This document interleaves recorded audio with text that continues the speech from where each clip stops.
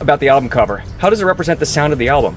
So I made the album cover. I think that it's got a retro feel, like the album has kind of a retro feel. I got inspired by Nebraska personally, by Springsteen, and how it's kind of underground, not a studio type album. It sounds like, what did you say? Garage band style. And I think that putting it on a paneled wall with yellow old sticky tape like you would put a poster up with, I think that just speaks to that same kind of vibe.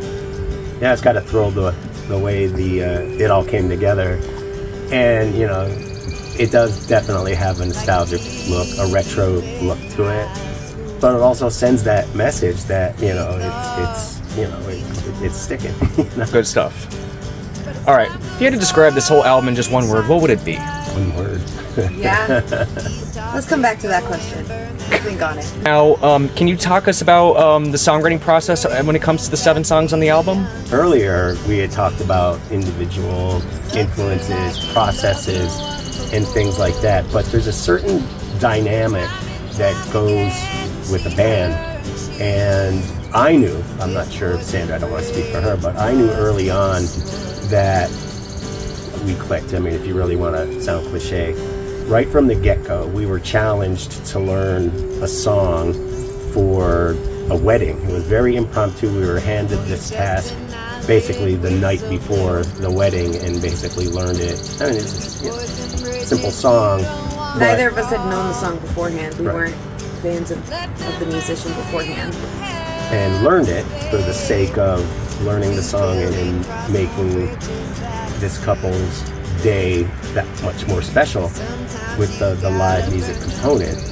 And in our presentation, it kind of inspired things a little bit, where the following week Sandra came to the open mic show down at the Roadhouse, and we actually performed that song, and I thought it was better than the record.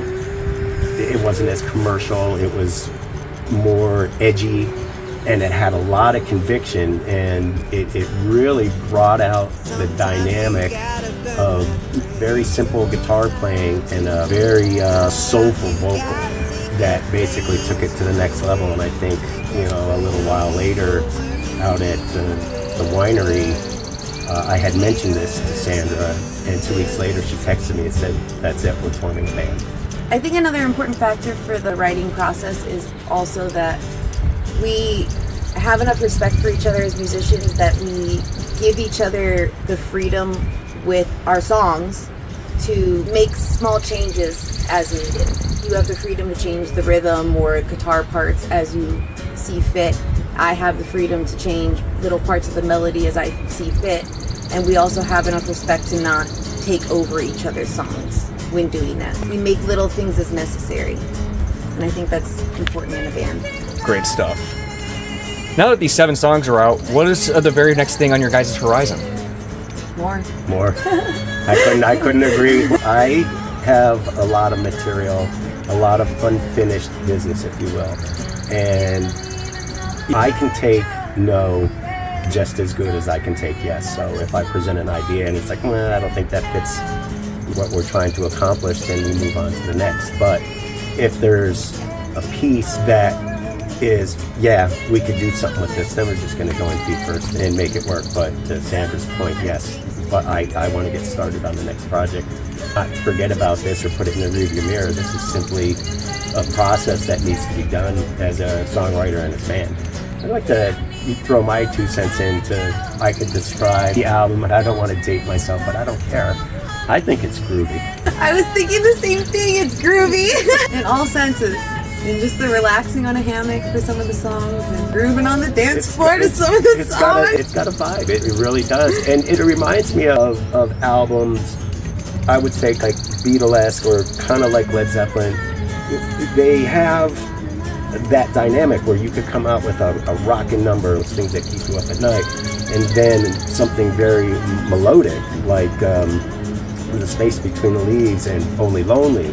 So it allows a dynamic to present itself that we don't sound like the Knack. The Knack has their songs don't sound exactly the same, but just different whatever is going on. I love the Knack, don't get me wrong.